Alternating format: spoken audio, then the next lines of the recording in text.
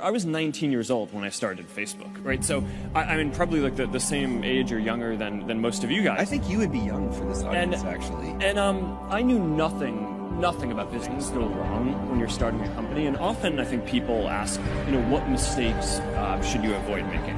And my answer to that question is don't even bother trying to avoid mistakes, because you're going to make tons of mistakes, right? And the important thing is actually learning quickly from whatever mistakes you make and not giving up, right? And I mean, there are things every single year of Facebook's existence that could have killed us or made it so that it just seemed like moving forward and making a lot of progress just seemed intractable. But you just kind of bounce back and you learn, and nothing is impossible. You just have to kind of keep running through the wall.